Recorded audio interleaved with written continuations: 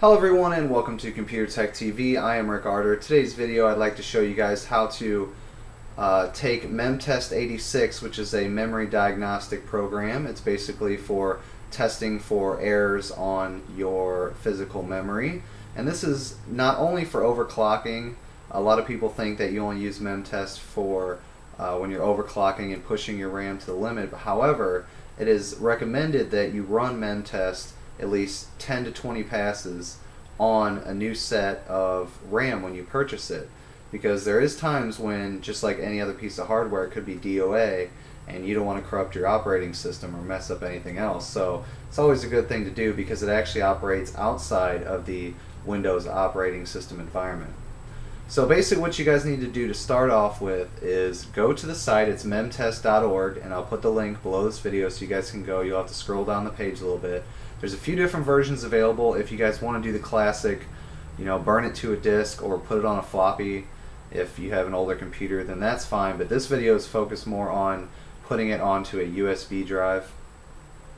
And it doesn't have to be a very big one because this is a file that I believe is a couple megabytes maybe. I'm using a 256 megabyte flash drive currently. So all you need for this is the software, which is free. I'll put the link below, and then a compatible flash drive. And here's what we're going to do. I've already downloaded the program. It's here right in the middle.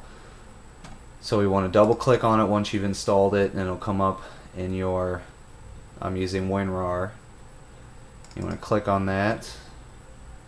You want to agree to the license, and then you want to choose your drive. See, now I need to install mine.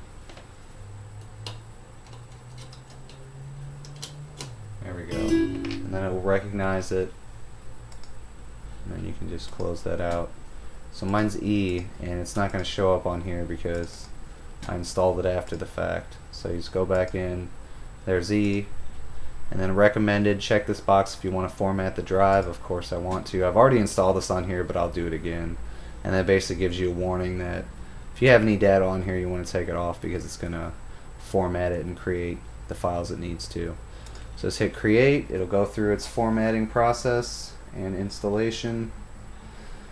You want to click on next, finished, and you should be good to go. Now what we need to do is shut the computer down, and we'll go into BIOS, and I'll show you where to go from there. You'll need to go to the screen that'll give you the option to change the boot device priority for your motherboard. Now here, if we want to go down, we have it set to boot our hard drive first. What we want to do is we want to change that to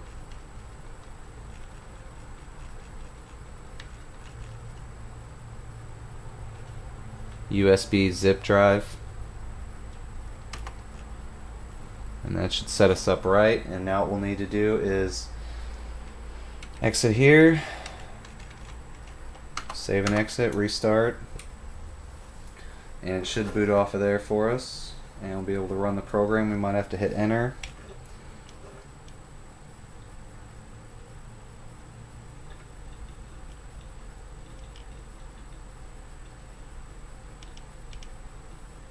And there you go. So now we are running Memtest86, and this is running outside of the Windows environment.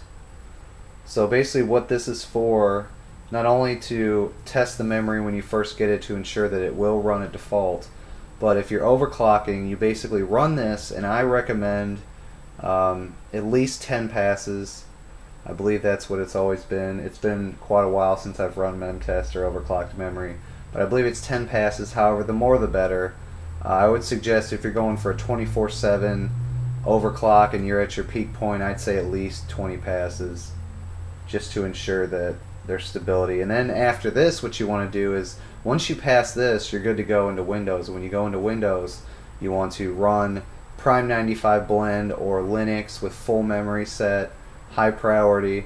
You want to run that for the amount of time that you want to run those benchmarks. And then I basically would say, after running your programs or games that you normally run, if there's no errors, no restarts, no blue screens, then I'd say you're pretty much stable.